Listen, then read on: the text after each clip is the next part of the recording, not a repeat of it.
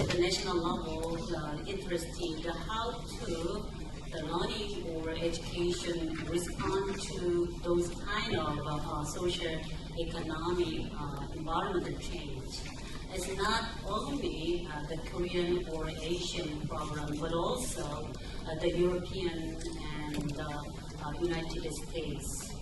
We just share what's going on related to the roles of higher education to respond to those kind of changes related to the job market.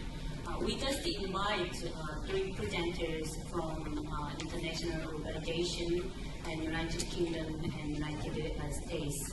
Let me introduce 3 presenters.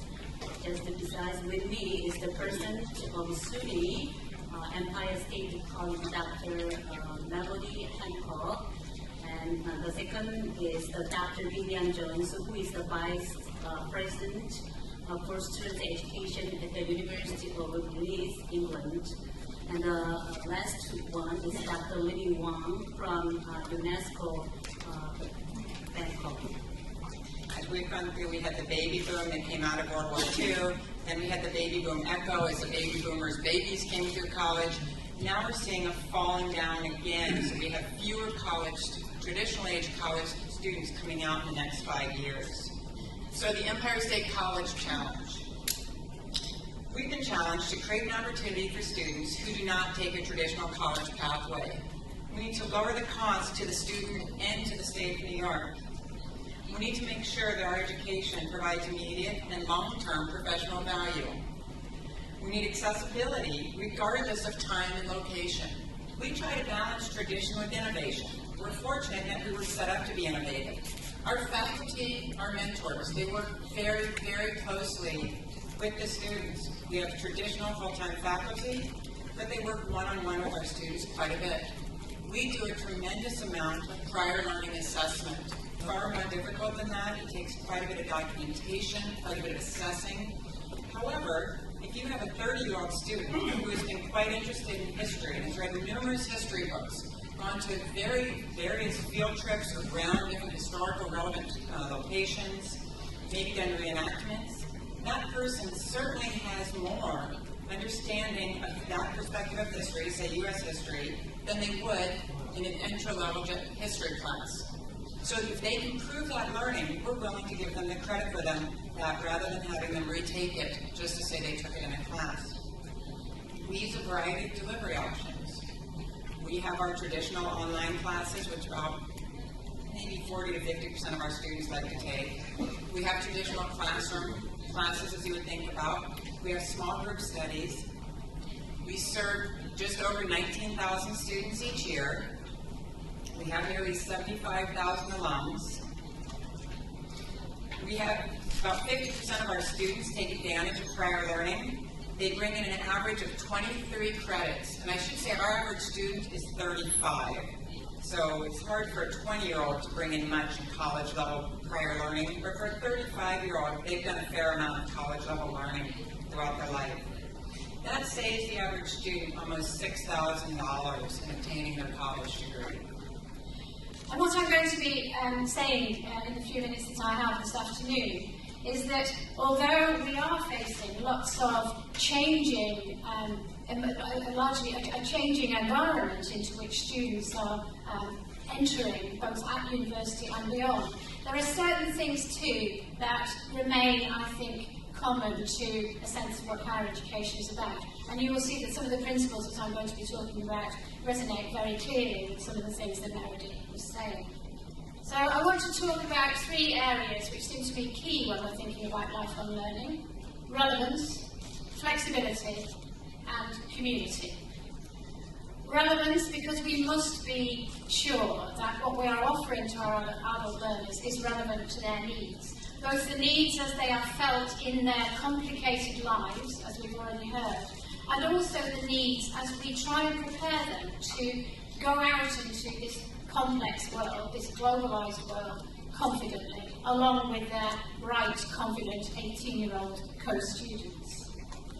We have to be flexible because they have complicated lives, so they need to be we need to be flexible about the mode, time and place of study that we offer to them.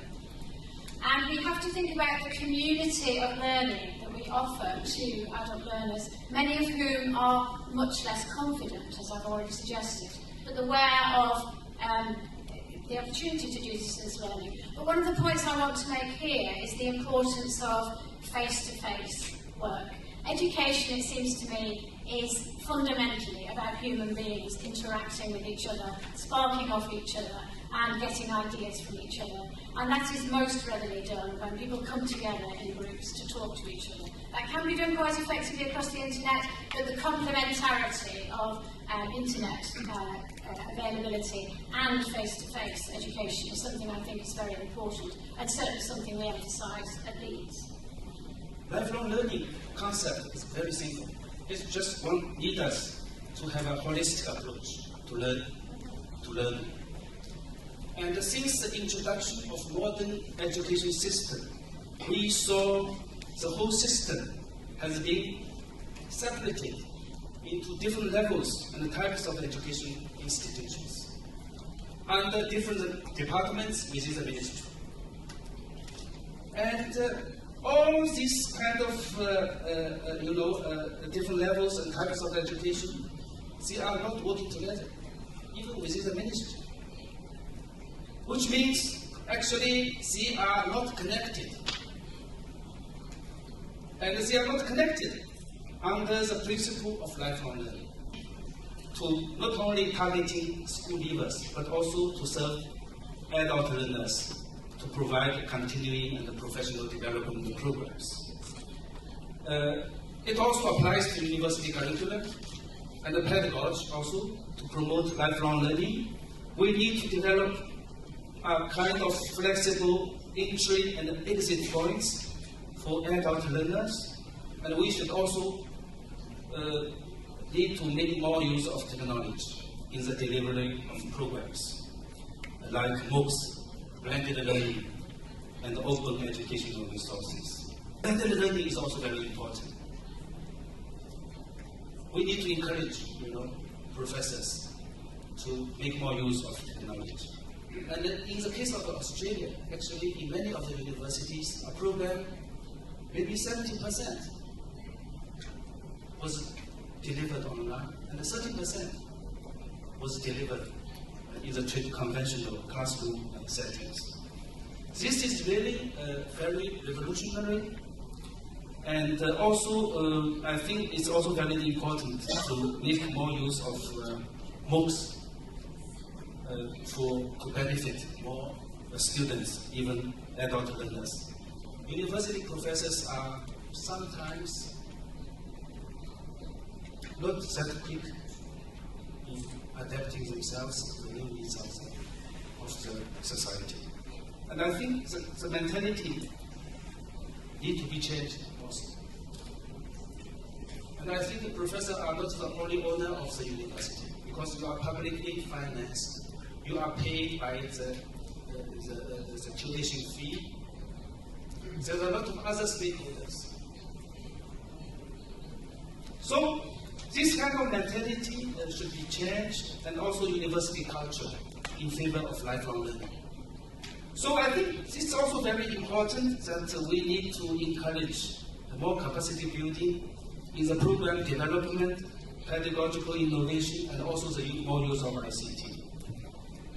We also need universities to provide institutional incentives to support mechanisms and supporting mechanisms to encourage this mentality change and university culture to take shape. And also we need also infrastructure development. What will happen 20 or 30 years later at the university? As you mentioned, yes, I always emphasized how MOOC can contribute to deliver the qualified higher educational level courses, and then they just respond to me. If we do what you mentioned, what must the university do? What's the role of university? And finally, who will come enter to the university gate. So do we must close our college? What was the answer? My response is no. College and university have their own role and function, and the KMOOC is another opportunity and alternative to share for others learners.